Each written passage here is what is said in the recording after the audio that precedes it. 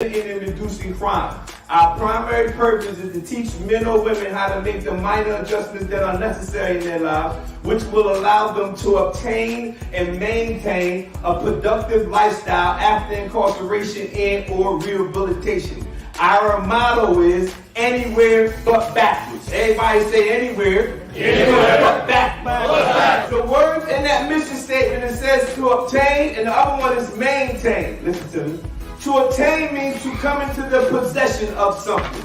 Maintain means to keep it in existence. Listen, the reason why I say that, everybody say to obtain my sobriety is easy.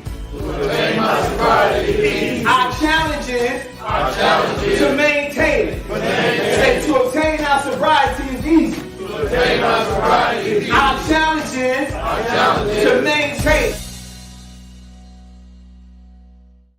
Good evening, everyone. Welcome everybody to another Minor Adjustments virtual group. My name's Michael Mickey Wayans Jr. and I always get excited when I hear anywhere but backwards. To God be the glory. You know, our motto is strictly anywhere but backwards. So today we're going to continue our series that we have been doing. We're going to look at, let me see. All right, we're going to look at a lesson out of the book, one of the books that I have written. Most of the lessons we did came out of this Minor Adjustments book, but the virtual lessons I've been doing came out of this particular book. So today we're going to look at another particular lesson from this particular book, and prayerfully you'll be able to receive a lot of good information in regards to your recovery process and your sobriety and in your any type of, it can be a criminal lifestyle behavior or anything. So we're going to look at a lot of these different things and see what we got. All right. So let's see. Let me look at let's see if we got let me pull it up here. Let me pull my slide up. All right. So we're going to look at chapter 4, I believe. Let me see. Chapter 4, I believe. We're going to unpack this. So here we're going to look at lesson 4, life skills. It says our aim in this unit, we will learn how to visualize doing something different in life. We need to see ourselves doing it. Now that's a good, as I read, I'm going to have to keep pull over, pause, and park. When you visualize about something, you have to actually see yourself doing something different. I say that all the time because a lot of times individuals say, well, how can you do that? I saw myself not using any substances when I was currently using the substance. But I would actually visualize myself not using the substance. So you got to see yourself actually not doing it, you know. So when you think about that, a lot of times people going to try to say, you know, you can't really see that. But we're going to look at the lesson and we're going to see what we can glean from this particular lesson. All right. So it says our aim in this unit, we will learn how to visualize something different in life. We need to see ourselves doing it. We must form a mental image of ourselves doing something positive. This has to be something by, I say, repetition. You have to start seeing yourself doing something positive. It might not be counseling, writing books, speaking. It might not be none of those things. But you have to see yourself doing something positive, is because when we talked about it before, we have like negative images or negative visions about stuff. So if we constantly just stay focused on all the negative things that we have done in our lives, it can actually consume you. Me, in my own personal experience, I have like 15 years removed from my substance use. But when I first initially started my recovery process, all I could think about when I laid down to go to sleep was all the stuff that I did wrong to people, like how many people I physically probably hurt, or things that I did, or stores that I took money.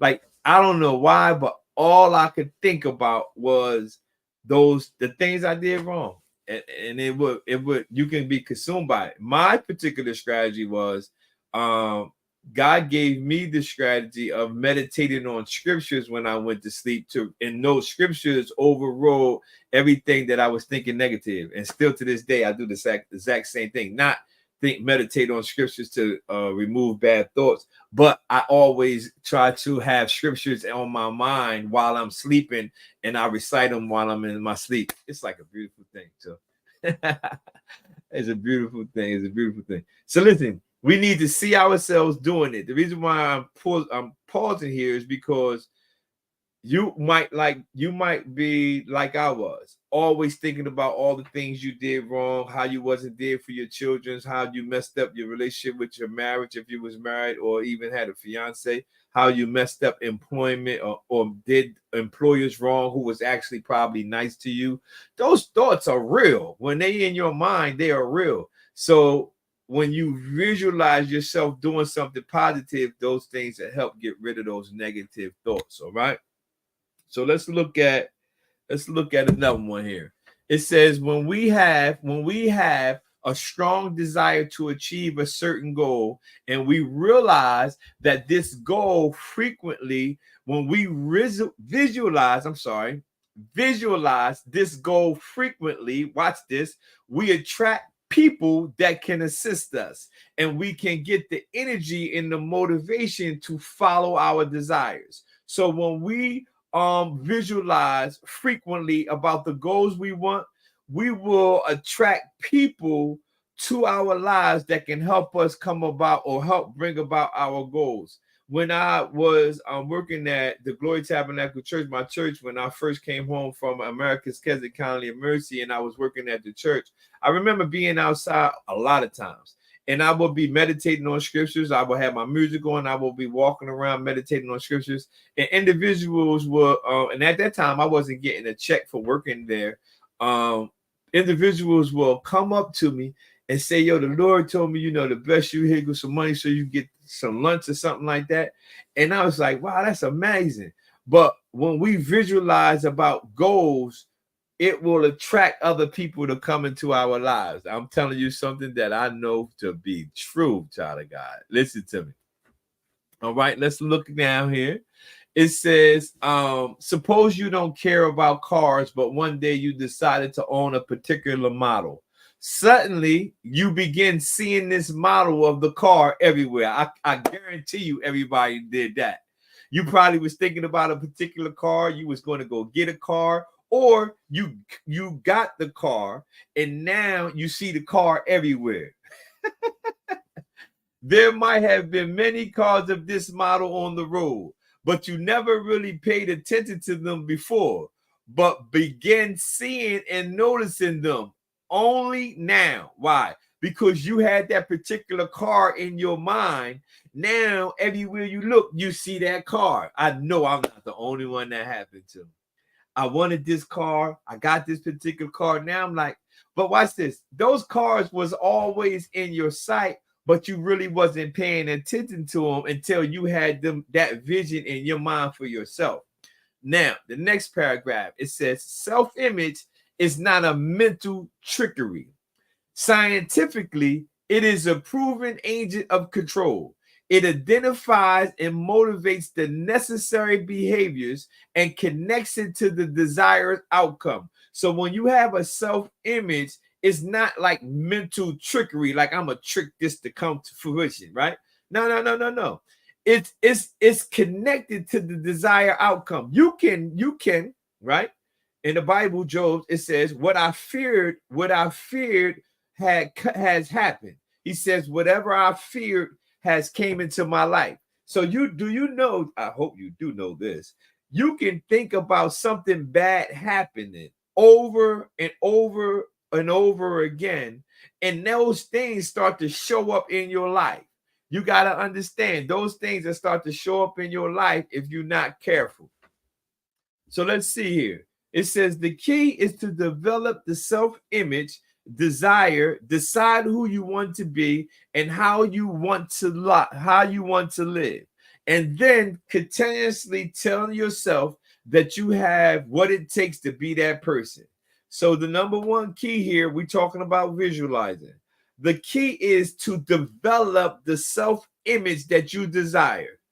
Decide who you want to be, how you want to live, and then you continuously tell yourself that you have what it takes to be that person.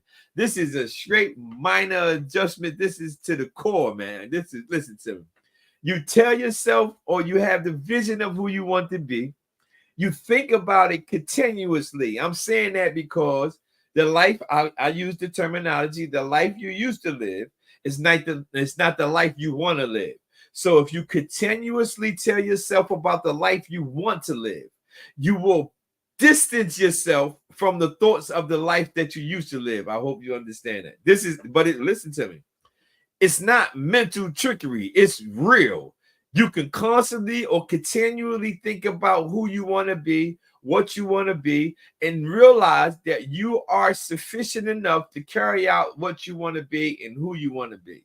It's not trickery. It's not something that somebody is making up, because our minds, the Bible says, death and life is in the power of the tongue. We can speak things into existence, and we can think about things. When we think about things, you can always tell what a person is thinking about if you just be quiet and let them talk. You could just be quiet, listen to them, and let them talk. And 80% of the words that will come out of their mouth will dictate or let you know what they have been having on their mind. Just letting them talk. You can let a person, I let people talk sometimes, and I just listen to them. And I can tell if they either been hanging around wrong people, reading the wrong stuff. I can tell by how they talk, by what's coming out of their mouth. Because before it comes out of your mouth, it's in your mind. And that's why you have to visualize something positive. Self-image will guide and direct actions and behaviors until it becomes a reality. Woo-wee! Self-image. It says self-image will guide and direct actions and behaviors until it becomes a reality. I told y'all, if I didn't tell you, I was actively using drugs, but my mouth, I had an image of me never using drugs. So the image I had in my mind about me never using, I start to verbalize it. So watch this. Self-image will guide and direct your actions and your behavior until it becomes a reality. I'm listen to me, child. Listen to me, child of God. I'm telling you, if you have a self-image, we're talking about visualizing. When you have a self-image of something, that thing will come to reality. If you continually think about that, continually thinking about certain things in my life, I know it's going to show up, because my wife and I, we was talking about, if I have some type of evidence of it happening before, that's enough for me to hold on to that image, to know that that image is going to become my reality. It will not become it always be an image. It's going to manifest itself in our lives. And when we're thinking about this recovery process, right, our image that we have has to be something positive because of all the things that we did previously. So we have to change that self-image that we have. All right. So let's see what we got here, man. This is good stuff for you.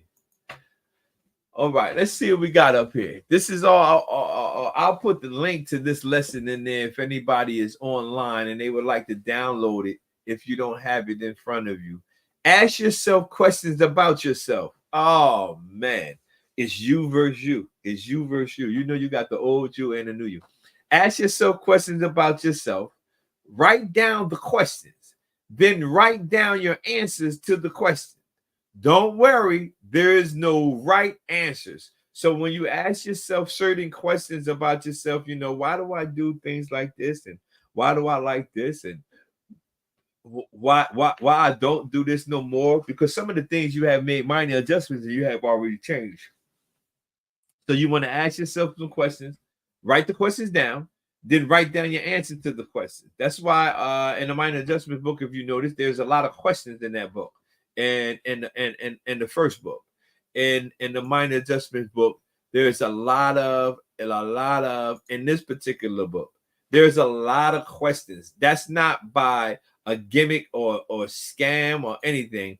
The reason why I put all those questions in there is because those questions were the question that I had when I was actively using and when I was going through all these rehabilitation programs. So I said, man, let me write these questions down and let me answer some of these questions. And the beauty about it is when I answer those questions, depending on when I answered them, when I go back to review those questions later, I realized that how I thought then, I don't think now. That's why this is in there for you. Write down the question, and I want you to answer the questions. This is why, because if you keep up with this book or paper, you'll be able to go revisit it later. Now, your question doesn't have to change, but if you pay attention to your answer, you might be shocked and say, man, I wouldn't answer that way now.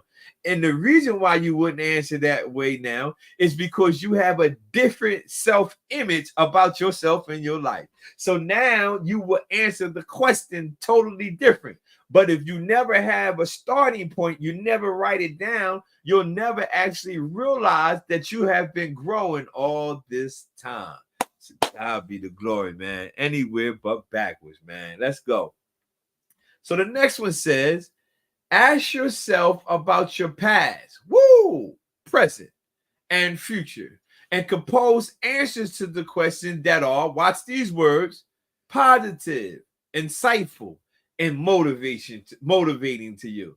So you want to ask yourself about put one question about your past, one question, write down, ask yourself about your past, ask yourself about your present, and ask yourself about your future.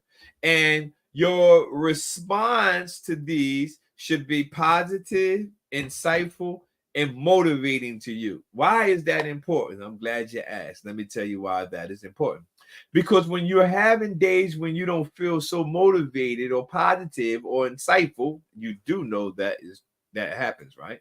I don't want you to think that just because I'm a motivational individual that I always have motivational, insightful, and meaningful days.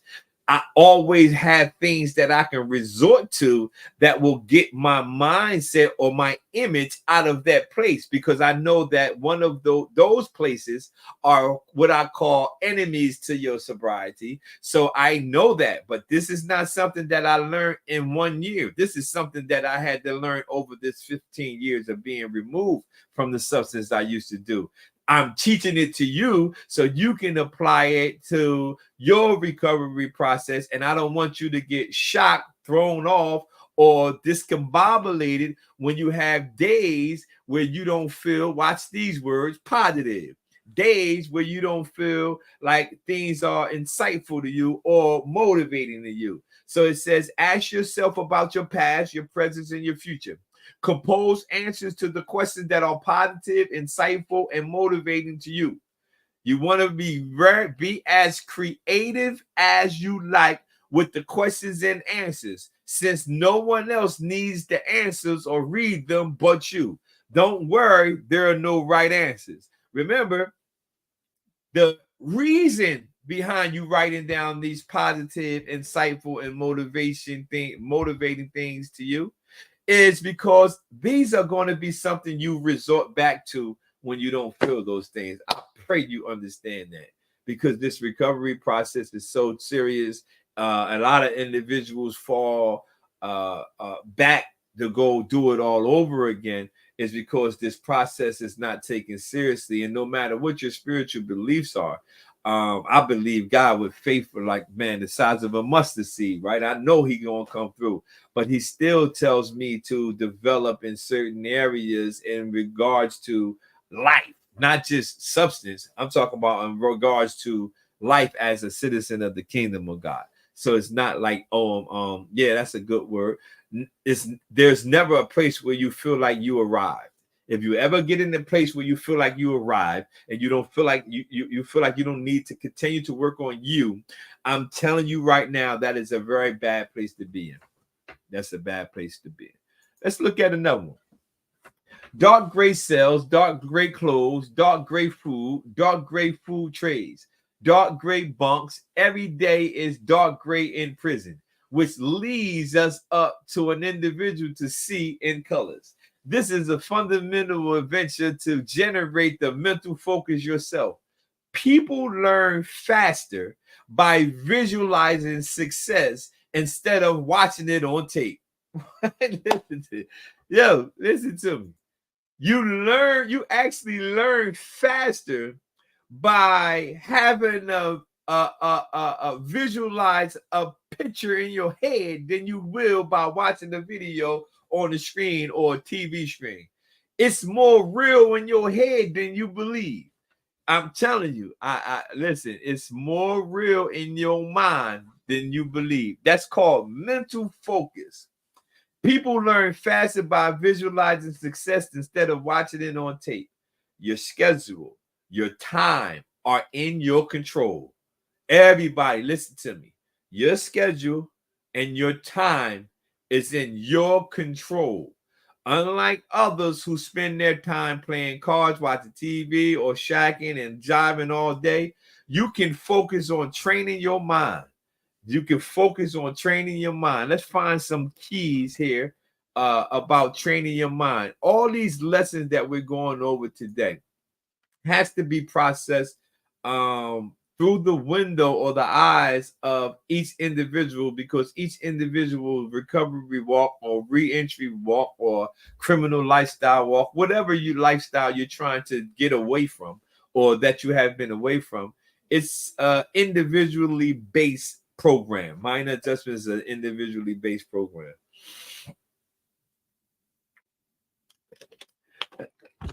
Let's see what we got.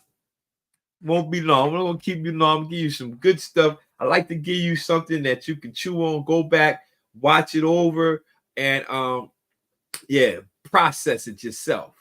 Let's see here. All right. Focus on, I'm talking about, you can focus on training your mind.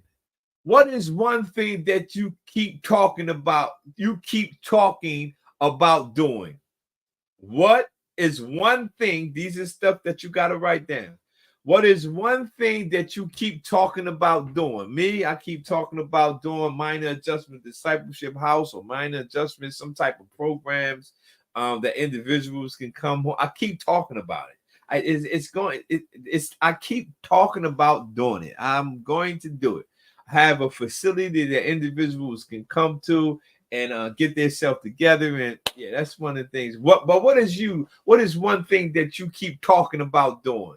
You need to write that down. Identify the distractions in your life. Focus on the different areas in your life and write them down. You definitely have to identify distractions. Distractions, I teach that distractions is not actually the battle. The battle is, can you remain focused despite the distraction? Because ultimately, the distraction only comes to take you from doing something you have been doing well. Listen, the only reason you get something that will distract you is basically letting you know you're doing something right. You got to grow. You literally have to grow to that place, though. When a distraction shows up, I had to find that out like the hard way. Like, man, why I keep getting distracted? The distraction shows up because it's confirming to you are either doing something right or you're going down the right path, and the distraction come like I'm trying to deviate them or get them to deviate. However, watch this. Many people, something comes to distract them and they go right back to what they used to do. And then when they go back to what they used to do, they might have, or I'm going to use myself. When I went back to do what I used to do, I always had a reason why I did it, because I never was able, thank you, Lord, to identify that I got distracted. I didn't know. I learned this later. That all those things were actually distractions. However, I gave in to the distractions over and over and over because I was addicted to drugs, substances for 22 years. So every time I got clean, something happened, and I let those distractions take me back to what I used to do. So that's why this is important. Identify the distractions in your life. You got to identify them. You be like, man, that's a distraction. Oh, yeah, this is tough right here. Some of our family members are distractions. Some of them will distract you. They will distract you. That's why sometimes it's not always good to always calling home when you early. I call it when you in the early stages of recovery. You don't want to constantly keep calling home because they are. I know you want to call home because they're your loved ones, but sometimes they will be distractions for you because you got to understand. Just because I remember my wife always saying when I went away to go to treatment, she never got help.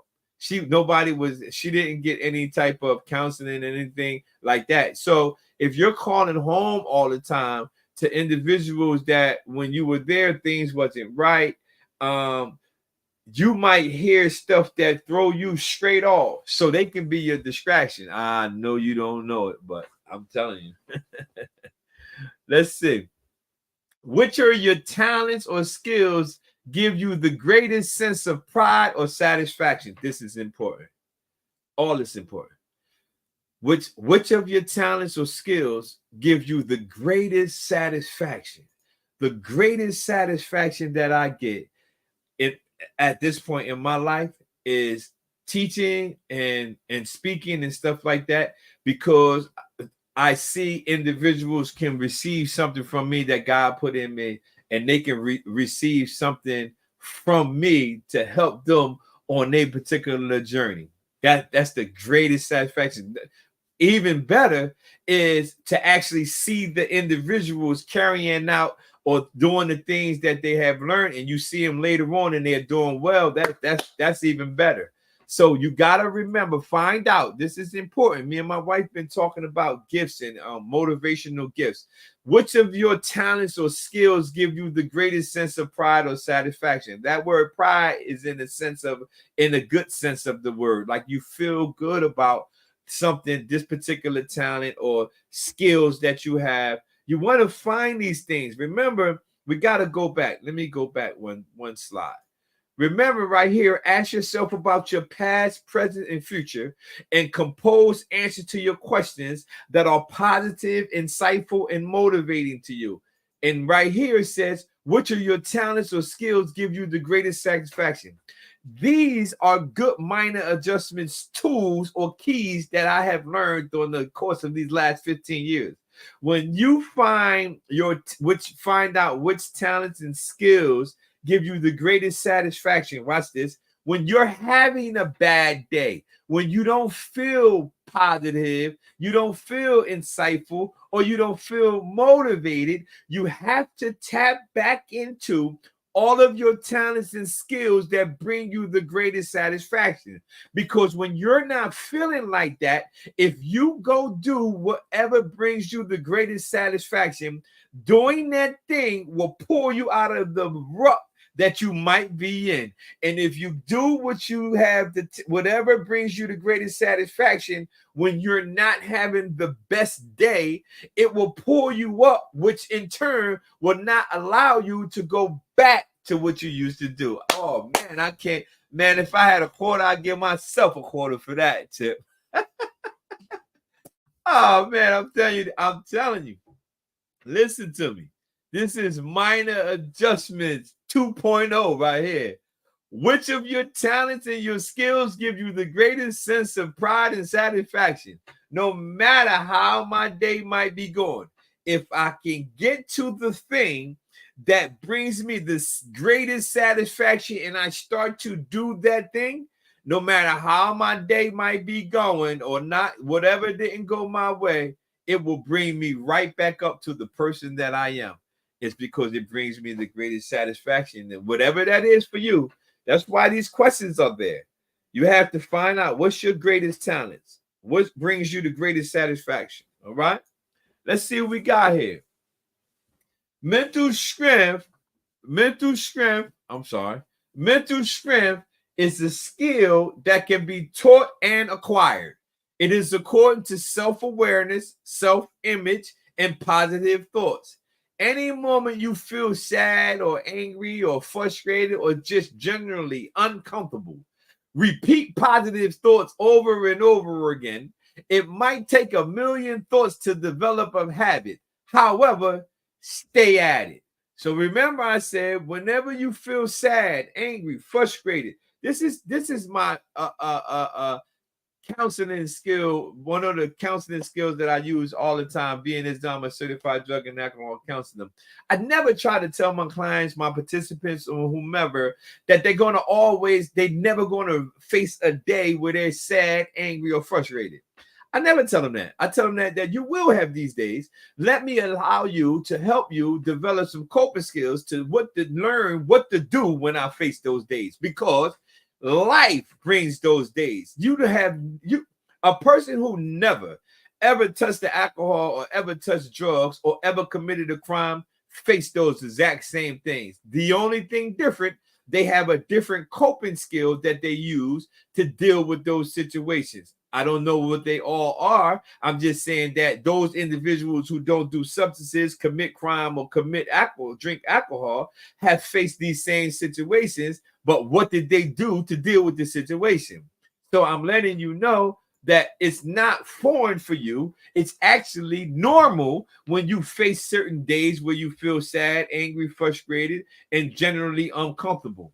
But it says repeat positive thoughts over and over again. I got a little phrase. Well, it's not a phrase. It's actually a scripture. And the Apostle Paul says, he said this, I think myself happy. Ooh.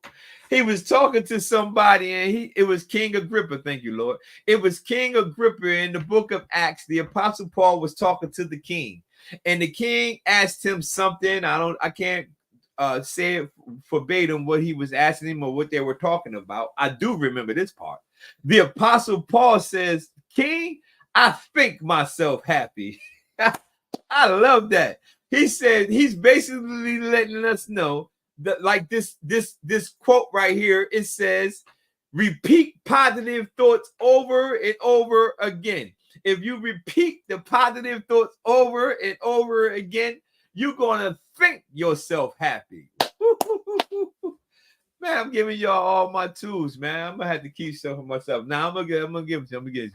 I think myself happy. I don't care I don't care. We're talking about visualizing. I will think myself happy, man, all the time. It doesn't matter. I'm letting you know you can do the same thing. This is not something that's selective for me. It's something that you can do as well. Let's see what we got here. Writing and reflecting are great for several reasons, and they can be used in several applications for self-observation. For instance, get a diary, a journal, or a notebook with plenty of pages to write in. I got a whole bunch of books over here, child of God. I write. I constantly write in these books. I got books here. I got tablets here. Watch this. I got notepads over here. Look at that. I got papers everywhere. I'm always writing. Writing and reflecting are general for several reasons. They can be used for several applications for self-observation. I got things that I write down. I sit into my phone. I text it to my phone. You got to write these things down. Watch this. A lot of times we write things down and we be trying to make sense of them and we don't write it down. I'm telling you, even if you misspell a word, you can misspell it, but make sure you write things down, because that's help you with self-observation. You might have thoughts right there. They're not all bad thoughts. You might thinking about doing something and you might get something written down, or you might be at work sometime. A thought will come to your mind. Go to the bathroom, get some tissue, write it on a tissue, put it in your pocket for later. I don't care. You have to learn to write things down, because we think, I'll remember it and I'll write it down later. Yeah, whatever. You're going to forget it, and then you're going to forget you forgot it. You're going to forget it, and you're going to totally miss it. You're just going to miss it, man. You got to write it down. All right, let's go. Let's see what we got here. We're moving along. At least one positive thing that happened. Okay, let's write this down. This is a journal for you. This is a journal. Oh, I pray y'all get this paper or this book. At least one positive thing that happened to or around you today. At least one positive thing that happened to you or around you today? Next one, a question for yourself. You can apply one of the questions from the first previous exercise, a question from the list of covered earlier, or something entirely new. However, don't answer it yet. A reflection on the question you wrote the previous day for yourself and an answer to it. How is the situation connected to your fears and your hope? What are your fears? What are your hopes? Which of your needs are met or not met in that situation? And what was the feedback you gathered from your experience? This is just a couple of questions on here for you to journal and jot down. It's nothing major. It's nothing major for you. It's just something that you can jot down. Let's see what we got here. The practice of visualization is self-reflecting technique that becomes increasingly popular with practice. Me and my wife been talking about that all the time. Well, we've been talking about it for the last couple of weeks. It's been coming up in our Mondays devotionals, and that word practice. You got to practice certain things. Your spiritual development, your recovery walk. There are things that you have to practice, and a lot of times we start stuff, but we don't finish. We start it, but we don't finish it. We start it when we give up, and a lot of times it just takes a lot more practice. I talk to individuals all the time, and actually one of the lessons we're going to talk about next Monday, and it's about how people have quit, and it's. When I say quit, I mean they started off well, but they didn't stick with it. And sometimes we don't stick with it because everything is not going all right. We don't have our money right. We don't have the house we want. We don't have the car we want. We go through a lot of stuff, So we quit. We just don't stick to it. The thing that you have to do is, no matter how difficult the situation might come, none of the situation that you're faced going forward is going to be worse than the situation that's going backward. If you go backward, it's not going to get any easier. So you might as well just constantly just keep going forward, and it'll get easier and easier and easier and easier. When I came home from the last facility that I was at, I didn't have a license. I didn't have a car. I didn't have anything. I was walking to work. After I was walking to work, I got a bicycle. As I got a bicycle, I started driving the cars. And it's a process. You just have to walk through the process. Everything's not going to work out in your favor all the time. You just got to work with it. Stay with it. The practice of visualization is self-reflecting technique that becomes increasingly popular with practice. The practice helps us clarify our ideal life, making it more attainable. It builds courage, combat negativity, and focuses our energy on what truly is important. Visualization also allows us to tap into our creative energy to create everybody say, my best life. Yeah. We attract what we focus on. I'm telling you right now, if you have a mental picture of you doing something positive, you will attract whatever you focus on. You are going to, I speak this into your life right now. You are about to walk into the best of your life, no matter what your age might be. You are about to walk into the best things of your life like never before. You may have seen some good days previously in your life before you started using any substance, but today I'm telling you, what you're visualizing, when you visualizing yourself doing something positive, it's going to come to a reality. That reality is going to be something that blows your mind, and you probably never thought you'll ever live that way. But I'm telling you right now, I'm standing in what I believe to be my best life. You will do the exact same thing. You have to visualize yourself being successful. Again, the Minor Adjustments Program is dedicated to preventing and reducing crime. Our primary purpose is to teach men and women how to make the minor adjustments that are necessary for their lives, which will allow them to obtain and maintain a productive lifestyle after incarceration and or rehabilitation. our motto is anywhere but backwards. To God be the glory. Y'all have a great week, and I'll see you again next Thursday. Thank you.